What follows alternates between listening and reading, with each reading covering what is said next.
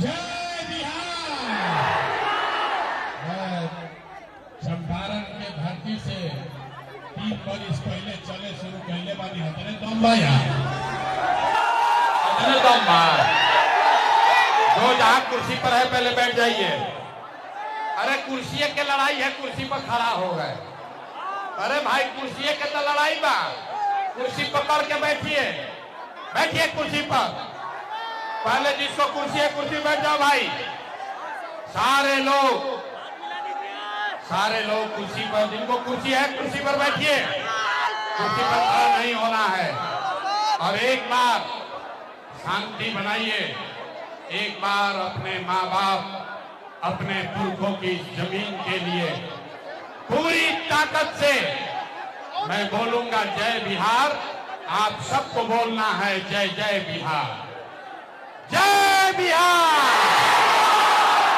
अजय ना बोलल सब झारखंड में रहेला,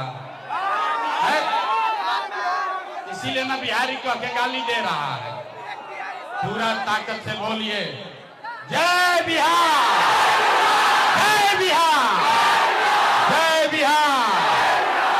नमस्कार, हमारे नाम है प्रशांत किशोर, हमारे नाम है प्रशांत किशोर। भोजपुरी में बोली ना, भोजपुरी में बोलो ना भाई। अरे भाई स्टेज पर जो खड़ा है बैठ जाओ यार, पीछे बैठो, बैठिए। माला बाद में पहनाइएगा, लोग इतना कष्ट में खड़ा है, बैठिए।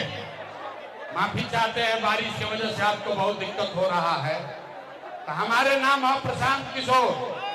यही चंपारण के रउआ जिला से आज से 3 बरस पहले 10-20 आदमी के साथ पैदल चले शुरू कैले रही। हम नेता नहीं हैं, हम नेता नहीं हैं, बिहार के एक साधारण परिवार के लड़के हैं। हमारे अपने दादा, हमारा अपन बाबा यही बिहार में मजदूर रहन, बैलगाड़ी चलावत रहन। हमारे बाबूजी सरकारी डॉक्टर रहन। यही गांव के सरकारी विद्यालय से पढ़कर हमने अपना जीवन शुरू किया है। माता पिता का आशीर्वाद है, ऊपर वाले की कृपा है, जीवन में कुछ हासिल कर लिए। लोग कहता है कि पिछला 10-15 बरस में हमने जिसको सलाह दे दिया, जिसका हाथ पकड़ लिए, वही जीत के राजा हो गया। लेकिन 3 बरस पहले हमने उस काम को छोड़ दिया है। अब रउआ कहब कि जौना काम के करके इतना नाम पैसा शोहरत कमाए हैं, वो काम को छोड़कर बिहार में गली गली पैदल काहे घूम रहे हैं। भैया काम को इसलिए छोड़े कि बड़े बड़े दल और नेताओं को जिताकर देखा, नेता और दल के जीतने से जनता का जीवन नहीं बदलता। ये हमरा रउआ बुझाला कि हमार नेता जीत गइलन, हमारा जात वाला जीत गया, हमारा दल वाला जीत गया। भैया जो जीत गया वो जीत के हेलीकॉप्टर पर गया, और आप और आपके बच्चे जहां थे वहीं रह गए। तो हमको ये अनुभव हुआ, ये अनुभव भाई कि अगर भगवान ने हमको ये शक्ति बुद्धि दिया है, जिसको सलाह देते हैं, जिसका हाथ पकड़ते हैं, वही आदमी जीत के राजा हो जाता है। तो नेता दल को तो बहुत सलाह दे दिए, एक बार चल के बिहार की जनता का हाथ पकड़ते हैं, आपको सलाह देते हैं ताकि आपका जीवन बदले और आपके बच्चे भी जीत कर आए। इसीलिए ये अभियान शुरू किए हैं। हम बहुत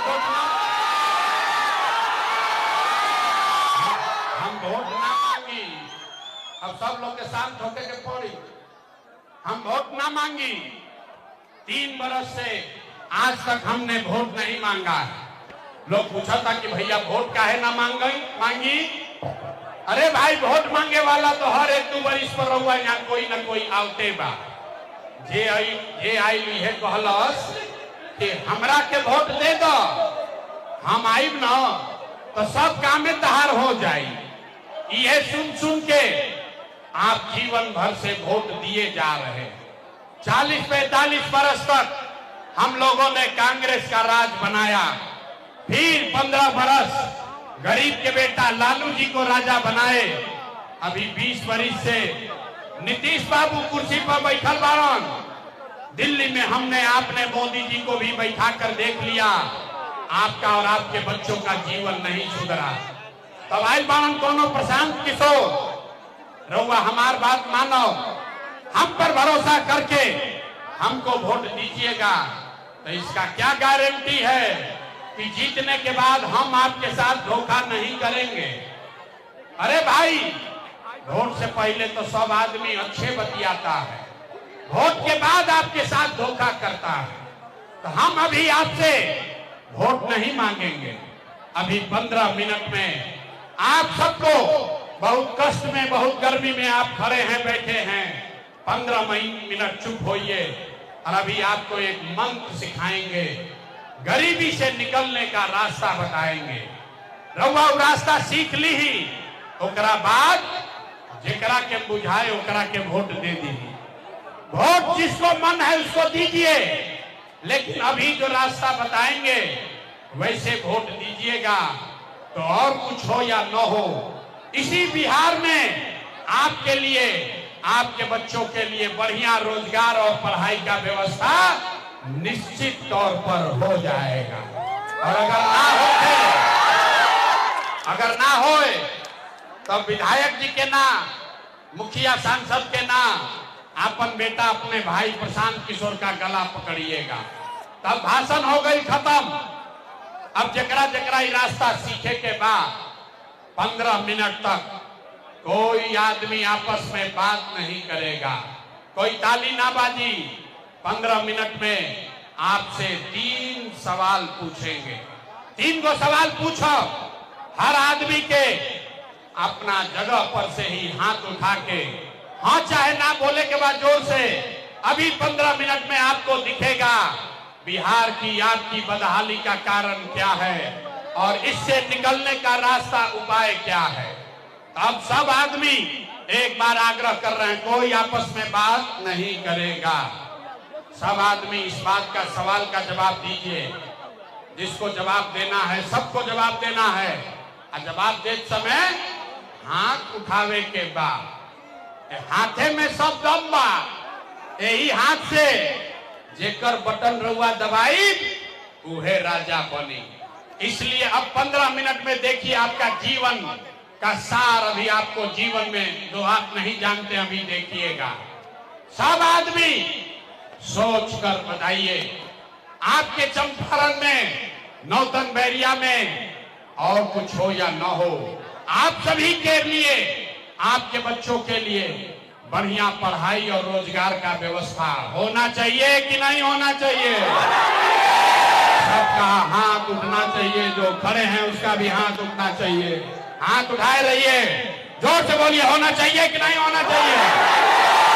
होके के चाहिए कि ना होके के चाहिए, होके के चाहिए। अरे चंपारण के बैरिया नौतन के आदमी कितना समझदार बा। हर आदमी ने कहा कि भैया और कुछ हो या न हो, पढ़ाई रोजगार तो होना ही चाहिए। इतना समझ आप सबको पहले से है, किसी प्रशांत किशोर का जरूरत नहीं है। यहाँ आया हुआ हर व्यक्ति, आप चाहे पढ़े लिखे हैं या अनपढ़, महिला हैं या पुरुष, अगड़े हैं या पिछड़े, हिंदू हैं या मुसलमान, युवा है या बुजुर्ग, सबने कहा कि न भैया पढ़ाई या रोजगार तो हो कहीं के चाहिए।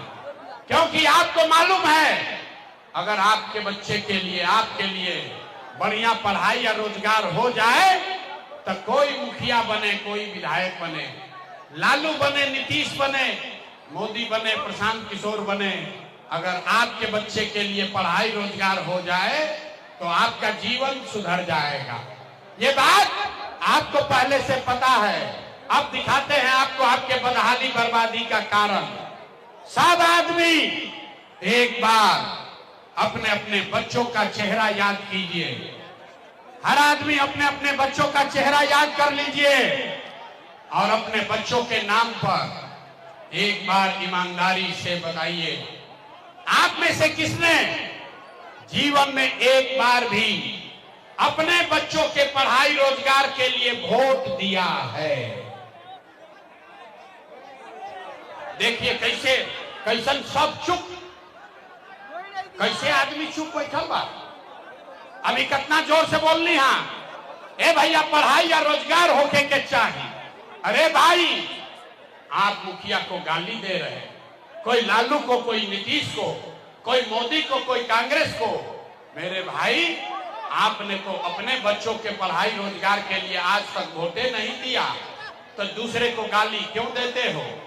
अभी आपको दिखाएंगे, अभी आपको दिखाएंगे कोई खड़ा होके कही कि भैया हमने से तो कोई पढ़ाई रोजगार खातिर वोट मांगे अबे ना कोई। इसका क्या गारंटी है कि अगर हम पढ़ाई रोजगार के लिए वोट देंगे तो मिलेगा? कौना नेता के वोट दिहल जाओ, बिहार में तो सब नेता ठगे बा। हम आपको लिख के देते हैं, इसका गारंटी है। वोट जिसको मन है उसको दीजिए। आपके बच्चों को, आपको रोजगार पढ़ाई मिलेगा ही मिलेगा। हमारी बात पर भरोसा मत कीजिए। अपने आंख के सामने 2 मिनट में जादू देखिए कि आपके बच्चों को पढ़ाई रोजगार कैसे मिलेगा। भैया सब झगड़ा मत कीजिए, सवाल का जवाब दीजिए। दूसरा सवाल पूछा था नहीं। आज तक आपने, हमने जिन नेताओं को वोट दिया, जौना नेता के हमनी के वोट देनी जा, उन नेताओं ने आपका और आपके बच्चों का काम किया है कि नहीं किया है? हाथ उठा के बतावे के बाद हाथ उठाइए। हाथ से वोट देवे के बाद हाथ उठाकर बताइए किया है कि नहीं किया है। जोर से बोलिए, किया है कि नहीं किया है। अरे जोर से बोलो भैया, किया है कि नहीं किया है। नेता सब इतना खून चूस ले बड़ा सन कि मुंह से आवाजों नहीं थे निकला। अरे जोर से बोलिए, नेताओं ने आपका काम किया है कि नहीं किया है? किया है कि नहीं किया है? अब भैया पलटिया जमत, सब लोग देख ले बा, वीडियो में रिकॉर्ड हो गई।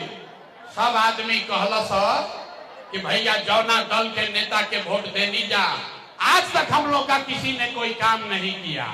तो अब जादू देखिए, 2 मिनट में जादू देखिए कि आपके बच्चों को पढ़ाई रोजगार कैसे मिलेगा। हम गिनवाना शुरू करते हैं। सही बात बोले तो जोर से हाँ बोले के बाद, गलत बोला तो जोर से ना कह दे जा। बात खत्म होई। ऐसे सामने दिखी जादू कि रउआ लड़का के पढ़ाई रोजगार कैसे मिली। पूरे बिहार में, चंपारण में, बेतिया में, नौतन बैरिया में बहुत सारे लोगों ने 5 किलो अनाज के लालच में मोदी जी को, भाजपा को वोट दिया है। तो बिहार में चाहे जितना चोरी भ्रष्टाचार बा, 1 किलो चोरी करके 4 किलो अनाज यहाँ के लोगों को मिल रहा है कि नहीं मिल रहा है? ए भाई बोलना है हाथवा उठा के, न तो मैकुआ रख के चल जाए। 4 किलो अनाज यहाँ के गरीब को मिल रहा है कि नहीं मिल रहा है? जोर से बोलिए, मिल रहा है कि नहीं मिल रहा है? आपने, हमने वोट दिया। हिंदू मुसलमान बन के सब हिंदू लोग कहल, ए भैया हमार दशा कुछो होके पहले हमने के अयोध्या में राम जी के मंदिर बने के चाहिए। तो भैया आपके गांव में देख लीजिए, आपका शहर है, गांव है, बाजार है, नाली गली नहीं बना, स्कूल अस्पताल नहीं हुआ, आपको इंदिरा आवास नहीं मिला, लेकिन आपके यहाँ फैक्ट्री नहीं लगी, लेकिन आपके वोट से अयोध्या में राम जी का मंदिर बना है कि नहीं बना है? हाथ में दही जमल बा, सबको बताना है मंदिर बना है कि नहीं बना है। तो 2 बार हिलावे पक्का है बोलते हो भाई, मंदिर बना है कि नहीं बना है? आपने, हमने, कई लोगों ने वोट दिया, कहा ना हम मोदी के ना दे, हम तो नीतीश के वोट दे। नीतीश के राज में बिहार में बिजली पानी सड़क बनल बा। लालू जी के राज में बिजली पानी सड़क नहीं था। तो नीतीश के बिहार में इसी भ्रष्टाचार वाले राज में बिजली के बिल 1000 आवे कि 2000 घरे घरे बिजली आई बा कि नहीं थे आई? हथवा उठावे के बाद बिजली आया है कि नहीं आया है? अरे बिहार के लड़का पीठ पर बोरा उठाओ तारा सबसे हाथों नहीं खे उठो। बिजली आया है कि नहीं आया है? आपने हमने वोट दिया जाति के नाम पर। अपना जात के नेता को बिहार में आदमी कहेला जी ही चाहे मर जाए अपना जाते वाला के वोट दे। तो आपके जात के नेता ने आपके बच्चों के लिए पढ़ाई रोजगार का बात नहीं किया, लेकिन जाति का बात और जाति का गिनती जनगणना पूरा बिहार में कराया है कि नहीं कराया है? आपने हमने वोट दिया सिलेंडर के लालच में। कई आदमी सिलेंडर के लालच में वोट दिलन मोदी जी के। सबे कहल कि अब सिलेंडरे पर खाना बनावल जाए। तो सिलेंडर का दाम 1000 हो कि 1200, घरे घरे सिलेंडर बटा है कि नहीं बटा है? फिर छुपा के ले जा भाई, सिलेंडर बटा है कि नहीं बटा है? आपने हमने वोट दिया मोदी का भाषण सुन के कि मोदी ने गुजरात में बड़ा विकास किया है। तो भैया मोदी गुजरात में तो विकास करता, पूरा देश का पैसा ले जाकर गुजरात के गांव-गांव में मोदी फैक्ट्री लगा रहे हैं और पूरे बिहार से, चंपारण से, लौरिया से, बैरिया से, नौतन से आपके हमारे बच्चे गुजरात में जाकर नौकरी मजदूरी कर रहे हैं कि नहीं कर रहे हैं? अरे भाई तो कौना बात पर वोट देनी जा कि नाम मिलो? आपने कहा अपने बच्चों के नाम पर कि भैया जीवन में आज तक अपना लड़कन के पढ़ाई रोजगार खातिर वोट ना देनी जा। यही जादू दिखाने आए हैं। वोट नहीं मांगते हैं। बोइएगा बबूल तो आम कहां से खाइएगा? वोट दोगे 5 किलो अनाज के लिए तो रोजगार कहां से भेटाएगा? वोट दोगे जाति के नाम पर तो बच्चों के लिए पढ़ाई कहां से होगा? आपने वोट दिया अनाज के लिए, अनाज आपको मिल रहा है। आपने वोट दिया मंदिर के लिए, अयोध्या में मंदिर बना है। आपने वोट दिया बिजली के लिए, घरे घर बिजली आइल बा। आपने वोट दिया सिलेंडर के लिए, घर घर सिलेंडर बटा है। आपने वोट दिया जाति के लिए, जात के चर्चा घरे घर होता। आपने वोट दिया गुजरात के विकास के लिए, गुजरात में फैक्ट्री लगा है। आपके बच्चे गुजरात में नौकरी मजदूरी कर रहे हैं। आपने अपने बच्चों के, बिहार के बच्चों के पढ़ाई रोजगार के लिए वोट नहीं दिया। इसीलिए पूरा बिहार के बच्चे अनपढ़ और मजदूर बन गए। यही बात बताने आए। वोट ना मांगी, गांवे गांव जाके लोग के हाथ जोड़तानी। अरे घबराई मत।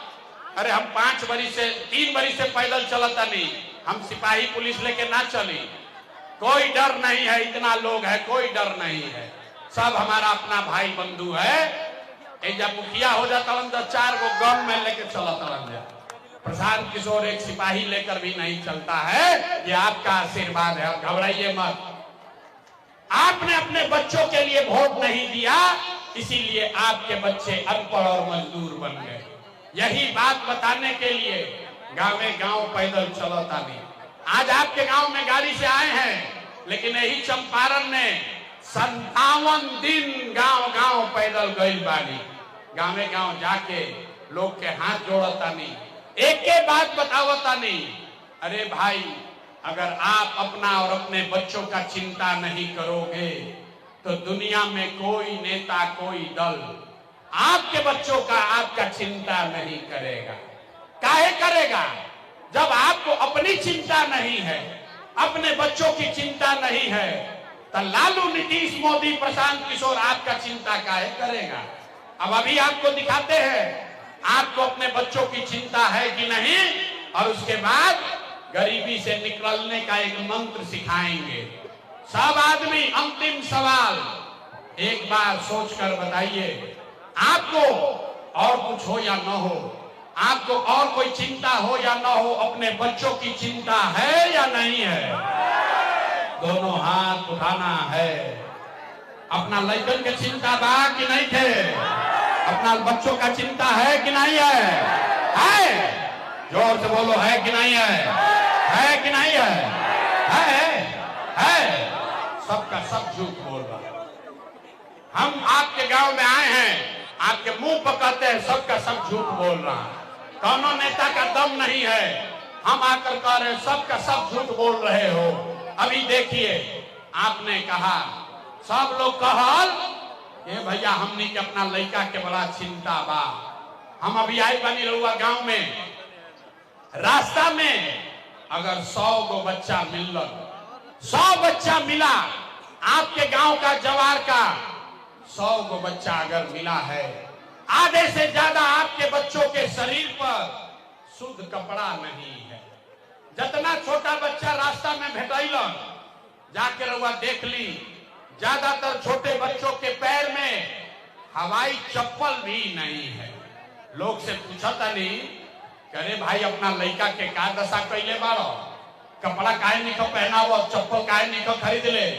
लोग कहता है ये भैया का करी, इतना गरीब बानी, इतना महंगाई बा, कहां से लड़का के कपड़ा पहनाई, कहां से चप्पल खरीदी, कैसे पढ़ाई, कैसे दवा कराई। तो मेरे भाई, जिन नेताओं ने आपको इतना गरीब और बदहाल बना दिया कि आपके बच्चे के शरीर पर कपड़ा नहीं, पैर में चप्पल नहीं, खाने के लिए भरपेट भोजन नहीं, आपका बच्चा बीमार पड़ता है तो दवा डॉक्टर अस्पताल नहीं, वही नेता 4 महीना के बाद, वही नेता 4 महीना के बाद आपके पास आएगा और जितना लोग हाथ उठाए थे, इसी हाथ से जाति के नाम पर 500 रुपया के लालच में मुर्गा भात खाकर 2 गो पाउच पीकर लालू के डर से मोदी, मोदी के डर से लालू का नारा लगाकर उसी नेता को जाकर वोट दोगे, राजा बनाओगे। और यहाँ कहता है कि बच्चे के लिए बड़ा चिंता है। अरे भाई, अपना बच्चा के नाम पर झूठ बोल रहे हो तो आप नहीं भोगोगे, आपका बच्चा नहीं भोगेगा तो कौन भोगेगा? हम कोई मीठा बात नहीं बोलते हैं, यहाँ के आदमी को सुधरना ही नहीं है। अरे बच्चों का चिंता क्या होता है, अगर समझना है तो एक बार लालू जी को देखिए। लालू जी को अपने बच्चे का चिंता है। लालू जी का लड़का 9वां पास नहीं किया है, लेकिन लालू जी के चिंता बा कि हमार लड़का बिहार के राजा बनो। हम ये बात कहता नहीं, ताली मत बजाइए, ताली बजाने का बारी अभी आएगा। हम ये बात कहता नहीं तो कुछ आदमी के बुझाता कि हम लालू जी की शिकायत करता नहीं ना, हम तो लालू जी के तारीफ कर रहा बनी रे भाई। लालू जी इतने अच्छे बाप हैं, लड़का 9वां नहीं पास है लेकिन चाहते हैं कि वो बिहार का राजा बने। रउआ आपन दशा देख ली, राउर लड़का मैट्रिक पास कर ले, बेटा बेटी आईए बीए कर लिया, उसको चपरासी का भी नौकरी नहीं मिला, लेकिन आपको उसका कोई चिंता नहीं है।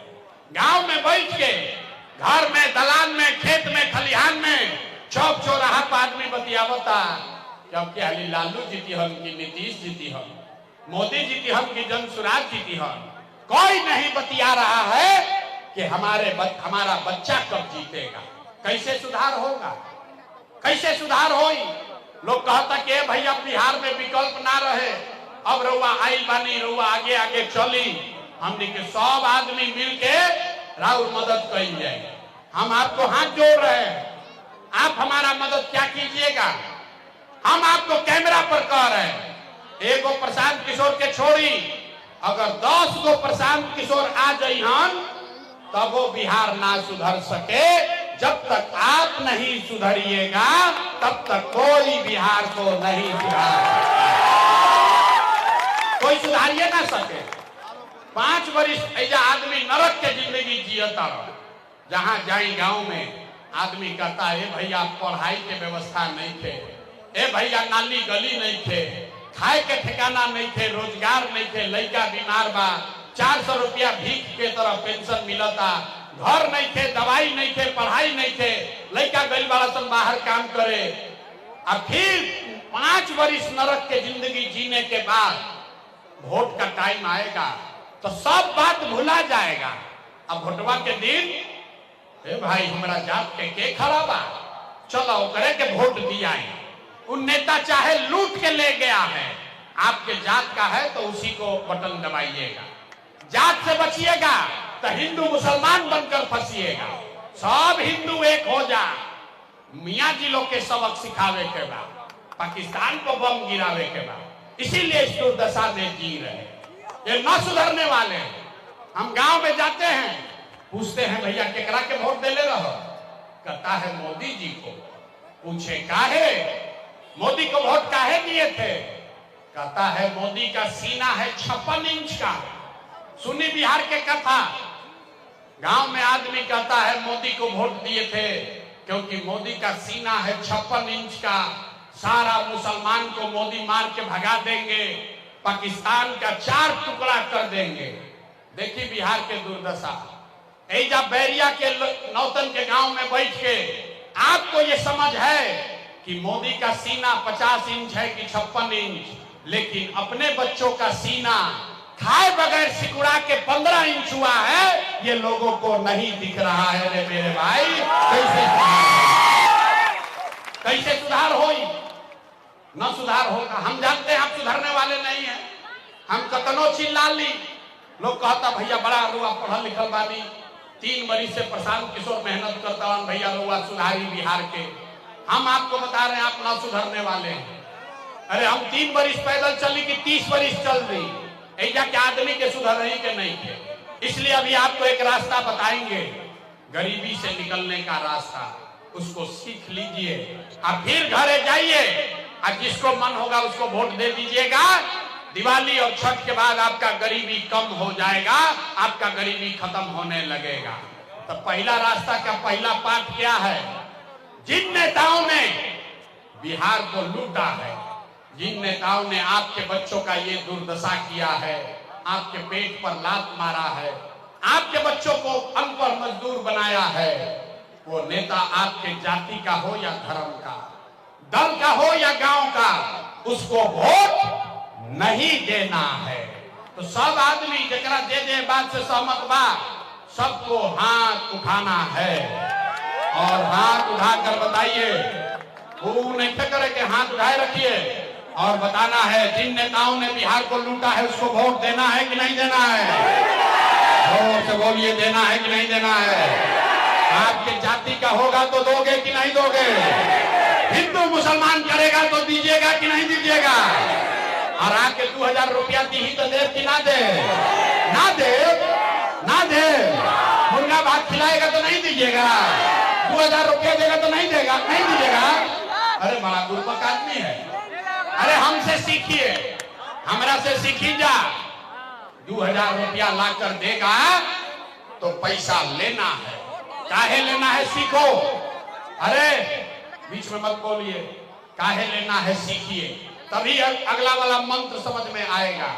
आप बताइए 5 बरस राशन कार्ड बनाने में पैसा लिया है कि नहीं लिया है? सबको बोलना है राशन कार्ड बनाने में पैसा लागल बा कि नहीं लागल? बिजली के बिल गलत आवत है कि नहीं आवत? थाना में FIR करने में पैसा ले रहा है कि नहीं ले रहा है? जोर से बोलिए, ले रहा है कि नहीं ले रहा है? BDO CO पंचायत में लूट रहा है, ब्लॉक में कि नहीं लूट रहा है? जोर से बोलिए, ब्लॉक में लूट रहा है कि नहीं लूट रहा है? गाँव घरे घर शराब बेचाता कि नहीं के बेचा? महिला पुरुष लोग चुप होइए, खाली महिला बताएंगी। गाँव शराब बेचाता कि नहीं के बेचा? बेचाता ना, बेचाता ना। 100 रुपया का शराब 300 में बिक रहा है ना। अरे भाई, तो 5 बरिस हमनिए के पैसा लूट के ले गया है, अब भोटवा के समय आके 1000 रुपया देगा तो अपना पैसा है, पैसा ले लेना। लेकिन पैसा लेने के बाद एक मंत्र, एक संकल्प, एक ही मंत्र याद कीजिए। इस बार जब वोट देने जाइए, जब वोट देने जाइए तो जीवन में एक संकल्प लीजिए। इस बार वोट किसी नेता को नहीं, किसी नेता के लिए नहीं, किसी दल के लिए नहीं, जात के लिए नहीं, हिंदू मुसलमान के लिए नहीं, 5 किलो अनाज के लिए नहीं, नाली गली के लिए नहीं, मंदिर मस्जिद के लिए नहीं, लालू नीतीश मोदी प्रशांत किशोर के लिए नहीं, जीवन में एक बार वोट, इस बार वोट सिर्फ और सिर्फ अपने अपने बच्चों के लिए देना है, अपने बच्चों के पढ़ाई और रोजगार के लिए देना है। ताली नहीं बजावे के, हाथ उठाकर मुट्ठी बांधिए और संकल्प लीजिए। एक एक आदमी जो खड़ा है वो भी, कहनी अलग बिहार के आदमी ना सुधरी, हाथ उठाइए और मुट्ठी बांधिए, जोर से बोलिए अपने बच्चों के लिए वोट देना है कि नहीं देना है। जोर से बोलिए बच्चों के लिए वोट देना है कि नहीं देना है। बच्चा के लिए देना है कि जात के लिए देना है। बच्चों के लिए देना है कि जात के लिए देना है। बच्चों के लिए देना है कि हिंदू मुसलमान के लिए देना है। जोर से बोलिए अपने बच्चों के लिए वोट देना है कि नहीं देना है। इतना आदमी बोल दे रहा तो ये ना बुझाए ना आदमी के, ये भाई बच्चा के वोट देने से क्या हुई।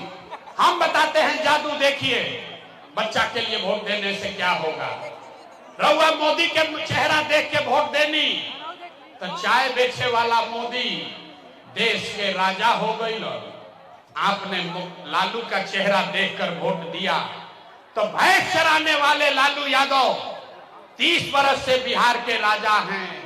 आपने नीतीश का चेहरा देखकर वोट दिया तो वैद का लड़का नीतीश कुमार 20 बरस से बिहार में आप पर शासन कर रहे हैं। एक बार अपने भाई, अपना बेटा प्रशांत किशोर का बात मानिए। एक बार जीवन में अपने बच्चों का चेहरा देखकर वोट दीजिए। आपके वोट में इतना ताकत है, आपका बच्चा भी बेरोजगार नहीं रहेगा। तो अब अगर बुझा गई तो हाथ उठाइए फिर से। हर आदमी को हाथ उठाना है और संकल्प लेना है, अपने बच्चों के लिए वोट देना है कि नहीं देना है। सही सही बोलो भैया, झूठ मत बोलना। अपने बच्चों के लिए वोट देना है कि नहीं देना है। देना है। तो अगर आपने झूठा संकल्प नहीं लिया तो अब ताली बजावे के मौका आवता। अगर आपने ये झूठा संकल्प नहीं लिया है तो याद रखिए, अब की हाली जब रउआ दिवाली या छठ मनाई, अब की हाली जब रउआ दिवाली या छठ मनाई तो आपके जीवन के बदहाली का, बिहार के गरीबी बदहाली का ये अंतिम दिवाली और छठ होने जा रहा है। बजा लो ताली, बजा लीजिए ताली, तब बताएंगे कैसे ना। ताली नहीं बजा कैसे। अब बस 5 मिनट में खत्म हो, घरे जाए के बाद सबके समझे के बाद कि दिवाली छठ के बाद क्या हो जाए। तो छठ के बाद अगर आपने अपने बच्चों के लिए वोट दिया तो छठ के बाद जब ये जनता का राज बनेगा, एक पहला संकल्प बा, नाली गली बने चाहे मत बने, स्कूल अस्पताल जब सुधरी तब सुधरी, लेकिन साल भर के अंदर याद कर लीजिए, अपना अपना आंचल में बांध लीजिए, साल भर के अंदर जितना आपका बच्चा घर का सवांग गया है बाहर मजदूरी करने, जो बच्चे यहाँ पढ़ लिख कर बेरोजगार बैठे हैं, ओकरा सरकारी नौकरी मिले चाहे ना मिले, लेकिन सभी के लिए कम से कम 10 से 12 हजार रुपया के रोजी रोजगार के व्यवस्था ये बिहार में करके दे दिया जाए। होना चाहिए कि नहीं होना चाहिए? होके के चाहिए, जोर से बोलिए, होके के चाहिए, होके के चाहिए। अरे भाई, अगर बात बुझा गई तो समझ लीजिए, अभी घरे जाए के बाद घरे जाके अपना पति के, अपना घर के सवांग के, बेटा के, भाई के, भतीजा के फोन करे के बाद बतावे के बाद, ये बचवा, ए बचवा आपकी हाली जब घरे आईब, याद रख लो भाई, ए बचवा आपकी हाली जब घरे आईब, छठ के बाद अब की हाली दिवाली या छठ में जब घरे आईब तो 10-12 हजार के रोजी रोजगार खातिर तहरा घर परिवार बिहार छोड़ के बाहर ना जाए के पड़े। ठीक बा? योगा के चाहिए, होना चाहिए। दूसरा संकल्प, जितना जिसके घर में 60 वर्ष से ज्यादा उम्र का महिला पुरुष है, ये नीतीश कुमार बूढ़ा आदमी को 400 रुपया भीख दे रहा है पेंशन के नाम पर। तो तय हुआ कि छठ के बाद दिसंबर महीना से, कार्तिक से जिसका जिसका उम्र 7 वर्ष से ज्यादा है उसको 400 रुपया का भीख नहीं, 1100 रुपया का पेंशन नहीं, हर महीना 2000 रुपया का सम्मान राशि जरूर दिया जाए। होना चाहिए, होना चाहिए। सहमति बा ना? अब तीसरा और अंतिम संकल्प, जेकर जेकर लड़का 15 वर्ष से कम उम्र के बाद, जिसका बच्चा नाती पोता 15 वर्ष से कम उम्र का है, गरीब का बच्चा अभी जाता है पढ़ने, तो नीतीश के स्कूल में खिचड़ी खिलाया भेज दिया, गरीब का बच्चा पढ़ता नहीं है। तो तय हुआ कि जब आपकी जनता का सरकार बनेगा, जनता का राज आएगा, तो छठ के बाद गरीब के पास ये अवसर होगा कि जब तक सरकारी विद्यालय ना सुधरी, आप अपने बच्चे को प्राइवेट अंग्रेजी स्कूल में भेजिए। अब प्राइवेट स्कूल में, अंग्रेजी स्कूल में भेजे के फीस का खर्चा सरकार के ओर से दिहल जाए, ताकि गरीब से गरीब का बच्चा भी अंग्रेजी स्कूल में पढ़ सके। होके के चाहिए, होना चाहिए। सही बोल दिए ना? तो सब पाठ पढ़ लिए, परीक्षा का बारी है। अब परीक्षा दे के तो अब घरे जाए के बाद सब आदमी बताइए, आपको 5 किलो अनाज चाहिए कि रोजगार चाहिए? आवाज नहीं आया। 5 किलो अनाज चाहिए कि रोजगार चाहिए? लड़कन के पढ़ाई चाहिए कि जात चाहिए? जात चाहिए कि पढ़ाई चाहिए? जात चाहिए कि पढ़ाई चाहिए? लालू नीतीश मोदी का राज चाहिए कि जनता का राज चाहिए? ना रे भाई, जरा मोदी चाहिए मोदी बोलो, जरा नीतीश चाहिए नीतीश बोलो, लालू चाहिए लालू बोलो। झूठ बोलो पकड़ा जाएगा। फिर से बोलो, बस 2 मिनट में कहानी खत्म। लालू नीतीश मोदी का राज चाहिए कि जनता का राज चाहिए? बिहार का आदमी ना सुधरियो, कितना हथवा नहीं उठाओ, सोचता हम क्या बोली, हम सुधरो, हम ना सुधरो। जोर से बोलिए, लालू नीतीश मोदी का राज चाहिए कि जनता का राज चाहिए? झूठ नहीं ना बोल रहे हैं, झूठ नहीं कीजिए ना बोला। तो नीतीश कुमार रहीन की जय हो। जोर से बोलिए, नीतीश को रखना है कि हटाना है? जोर से बोलिए, नीतीश को रखना है कि हटाना है? आवाज नहीं आया, सोच के बोलिए, नीतीश को रखना है कि हटाना है? नीतीश कुमार को रखना है कि हटाना है? नीतीश को रखना है कि हटाना है? अब मोदी आके कही हन, सुन लो भाई, मोदी आके कही हन कि नीतीश के वोट दे दिया जाए, तो दियाई काहे ना दियाई? अरे रुको, ऐजा सभा में आइला तो ना दियाई, अब फिर मोदी के भीड़ में जाइबा मोदी मोदी चालू कर दे। समझ लो, अभी रुकिए, क्यों नहीं दीजिएगा अभी समझिए। आप बताइए, वोट बिहार के, तब फैक्ट्री बिहार में लागे के चाहिए कि गुजरात में? सब लोग को बोलना है, न तो छोड़ो ना। वोट बिहार का सब लोग समझिए, वोट बिहार का तो फैक्ट्री बिहार में लगना चाहिए कि गुजरात में लगना चाहिए? जोर से बोलो, बिहार में कि गुजरात में? बिहार में कि गुजरात में? बिहार में कि गुजरात में? बिहार में कि गुजरात में? अच्छा, तो जितना आदमी मोदी के वोट दे ले बा, सब लोग बोलेगा 15 वर्ष में मोदी ने फैक्ट्री कहां लगाया? बिहार में कि गुजरात में? मोदी ने फैक्ट्री कहां लगाया? अरे जोर से, ऐसा इतना जोर से मोदी मोदी कहते हो, सोच के बोलो। मोदी ने 15 वर्ष में फैक्ट्री कहां लगाया? बिहार में कि गुजरात में? बिहार में कि गुजरात में? तो मोदी वोट लिहन बिहार में, फैक्ट्री लगी गुजरात में, चलेगा? मोदी को वोट दोगे? मोदी के कहला वोट दिया ही ना दिया, हाथ उठाकर बोलिए तो जरा, बहुत आपने पहले बार मोदी कहने वोट दोगे? मोदी कहने वोट दिया जाए? और अगर दीजिएगा तो बिहार के बच्चे गुजरात में जब मजदूरी करेंगे तो उसका पाप आप ही के सर आएगा। तो मोदी के कहला पर ना दे तो नीतीश कुमार तो गई लो, नीतीश कुमार रहीन की गई लो, रहीन की गई हो। जोर से बोलो यार, रहेंगे कि जाएंगे? रहीन की गई हो, रहीन की गई हो। पीछे का आपने नहीं बोला, रहीन की गई हो। नीतीश कुमार रहेंगे कि जाएंगे? जाएंगे। के टाटा बोलिए, दिखाइए अभी वीडियो में रिकॉर्ड हो रही, बोलिए नीतीश कुमार रोहियन की जय हो, नीतीश कुमार रोहियन की जय हो, जय लाल जय लाल। केकरा केकरा लालू के राज चाहिए, लालू का ललटेन चाहिए ना।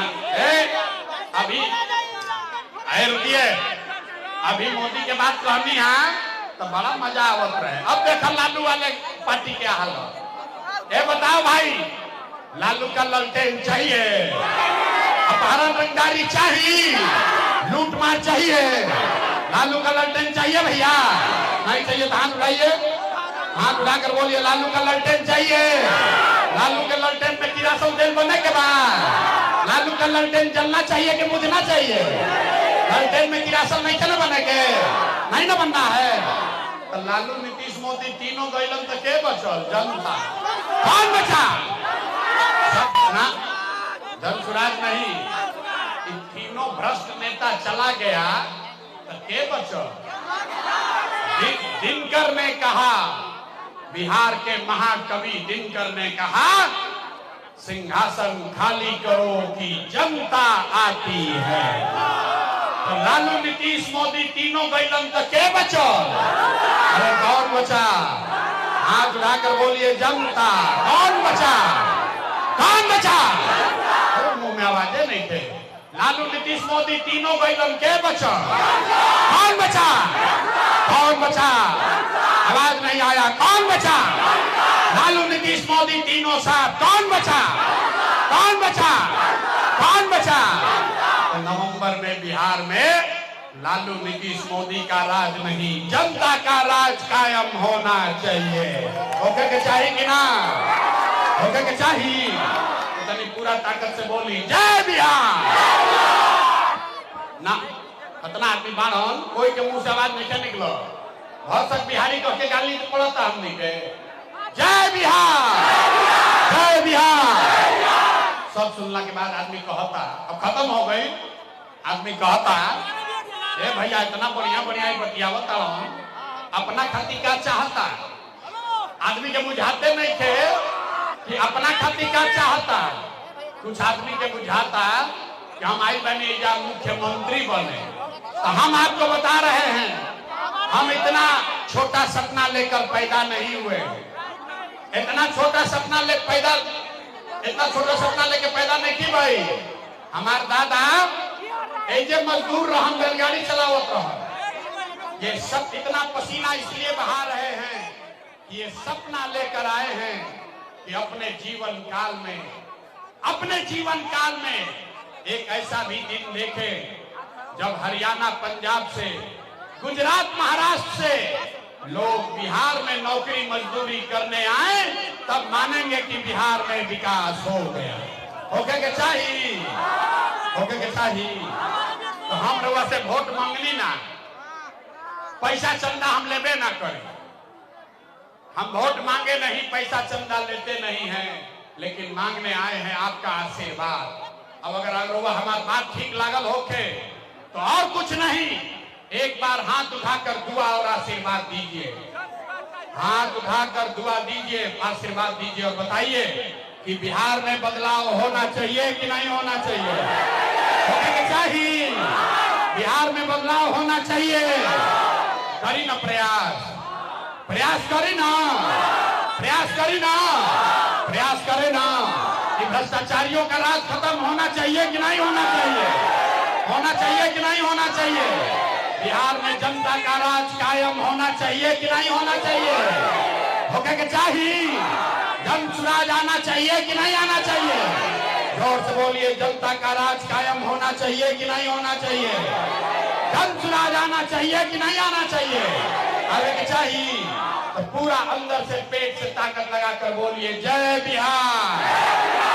अब 4 महीना में जीवन बदलने वाला है। बिहार में नई व्यवस्था आने वाली है। आपके बच्चों के लिए अच्छा दिन, अच्छा खुशहाली का दिन आने वाला है। सब लोग संकल्प ले लीजिए, अपने अपने बच्चों के लिए वोट दीजिए और बिहार में नई व्यवस्था